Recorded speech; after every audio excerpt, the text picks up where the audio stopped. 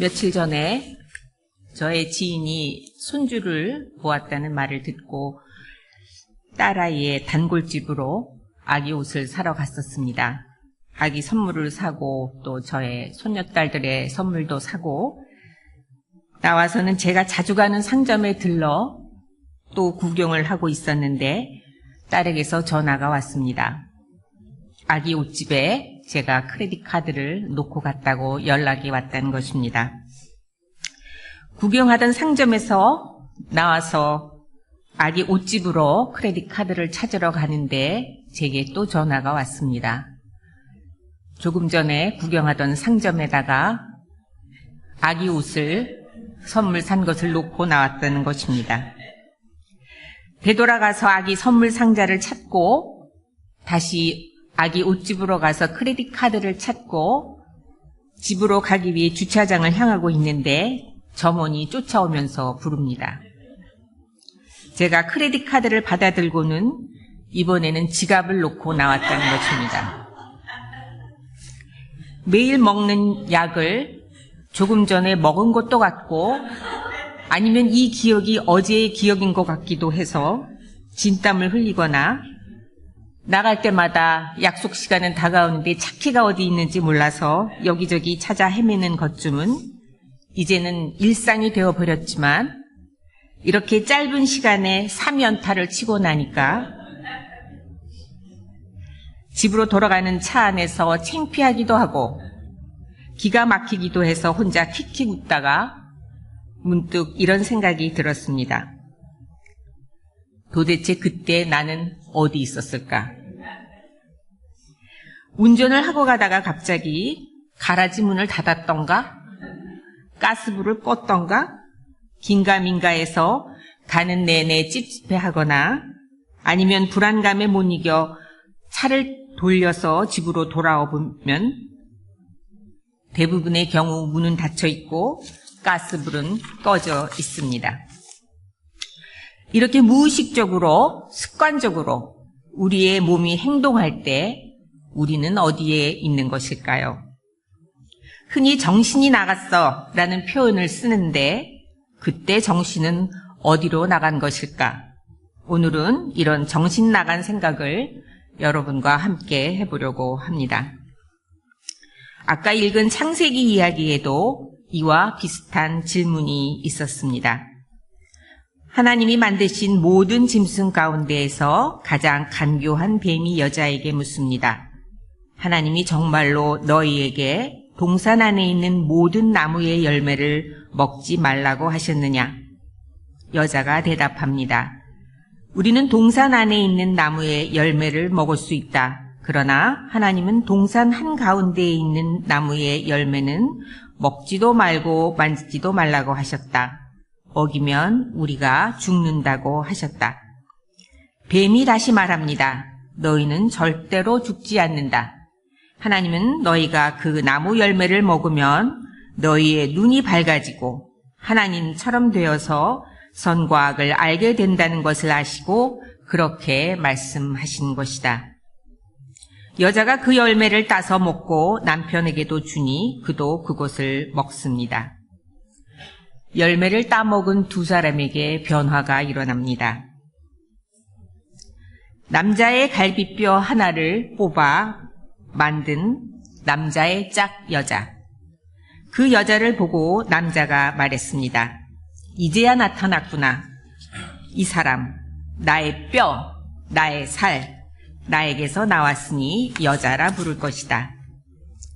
이렇게 남자와 여자는 하나의 뿌리에서 나온 한 몸이었기 때문에 발가벗고 있어도 부끄럽지 않았다고 합니다. 그런데 열매를 먹은 남자와 여자는 눈이 밝아져서 자기들이 벗은 몸인 것을 알고 무화과 나뭇잎으로 치마를 엮어서 몸을 가립니다. 다시 말하면 자아의식이 생기고 나와 너의 구별이 생긴 것입니다. 첫 번째 변화입니다. 남자와 여자는 날이 저물고 바람이 서늘할 때 주 하나님이 동산을 거니시는 소리를 듣습니다. 남자와 아내는 하나님의 낯을 피하여 동산 나무 사이에 숨습니다.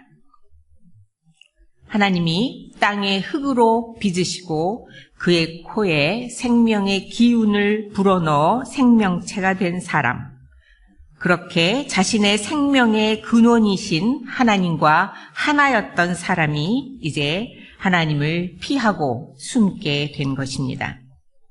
두 번째 변화입니다. 주 하나님이 그 남자를 부르시며 물으십니다. 내가 어디에 있느냐? 남자가 대답합니다.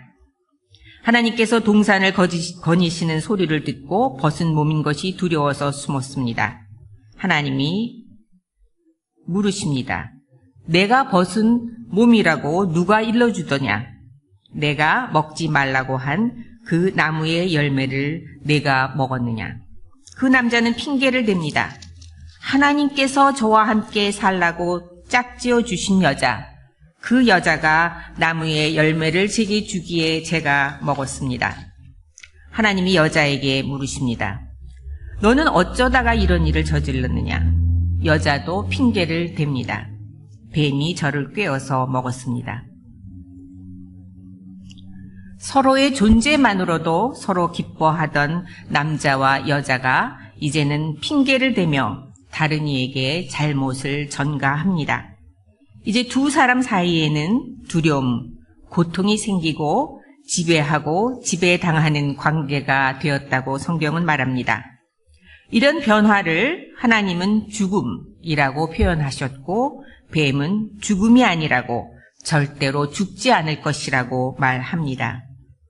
이 짧은 에덴 동산의 이야기는 오늘날 우리들의 삶의 모습을 그대로 보여준다는 생각을 해봅니다.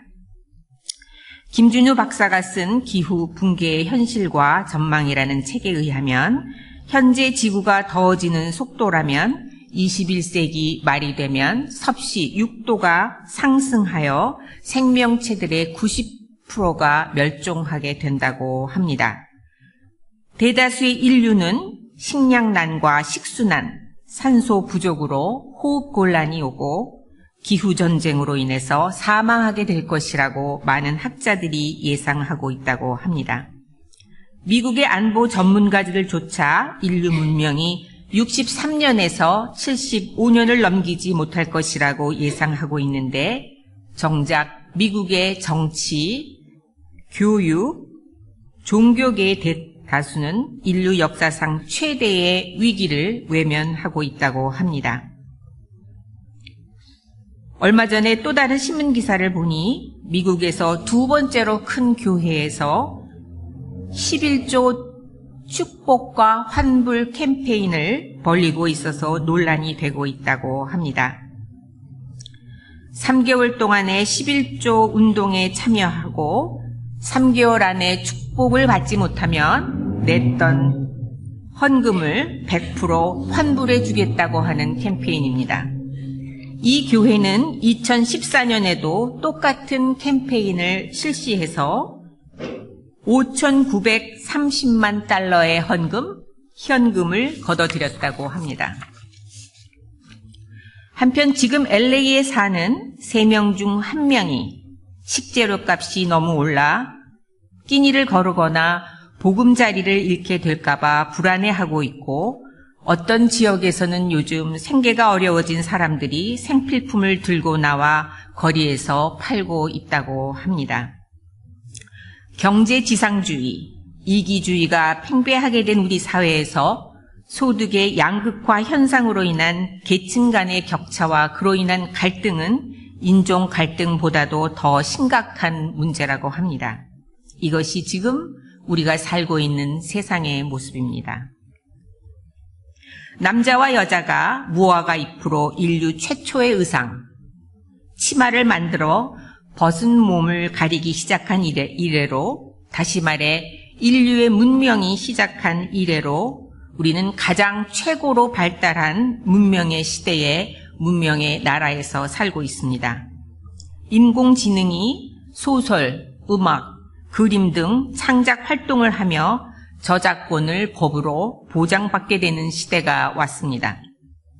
자고 나면 더 빨리, 더 간단하게, 더 편리하게, 그리고 더 아름답게 해주겠다고 약속하는 문명의 이기들이 홍수처럼 쏟아져 나오는 시대에 살고 있는데도 우리는 행복해 보이지 않습니다.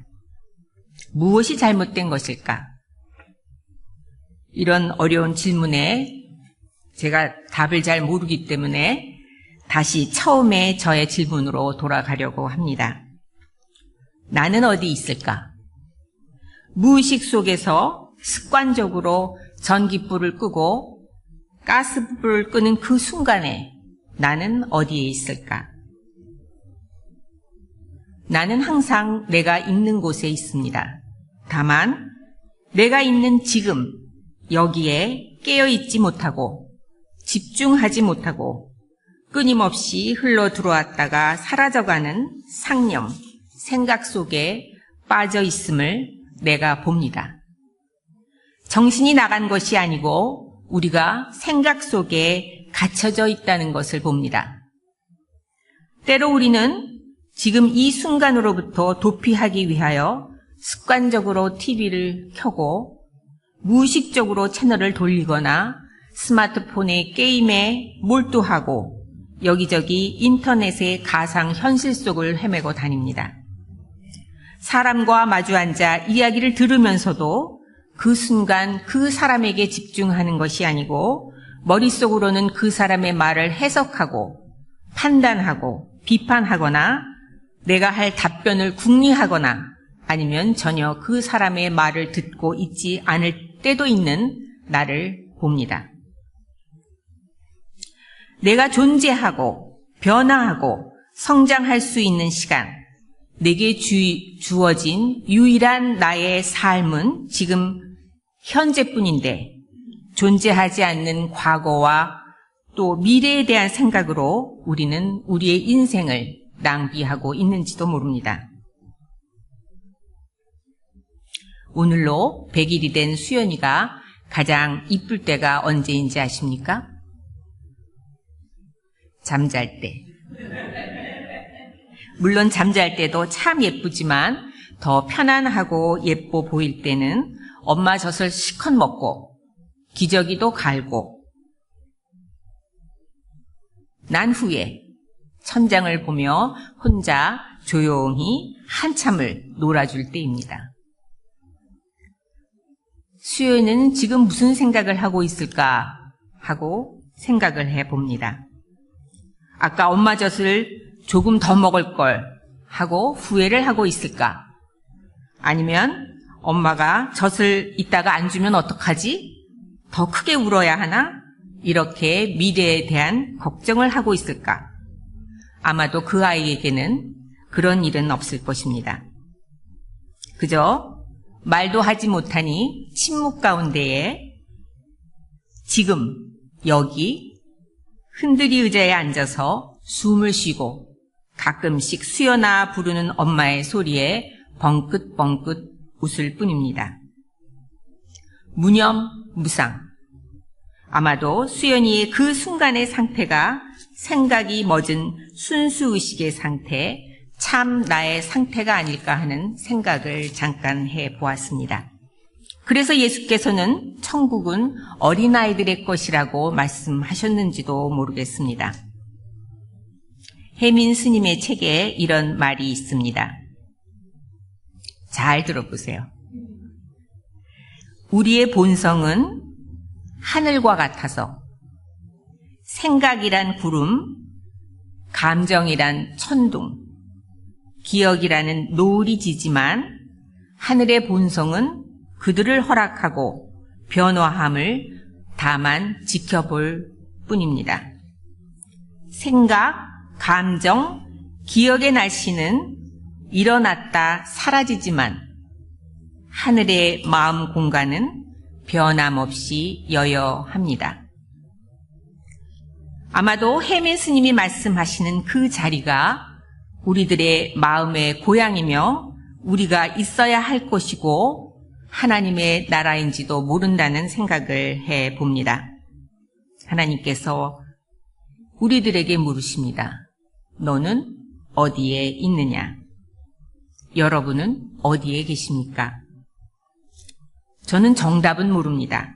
각자가 자기의 답을 찾기 위해 노력해 가는 과정이 정답일 수도 있을 것입니다.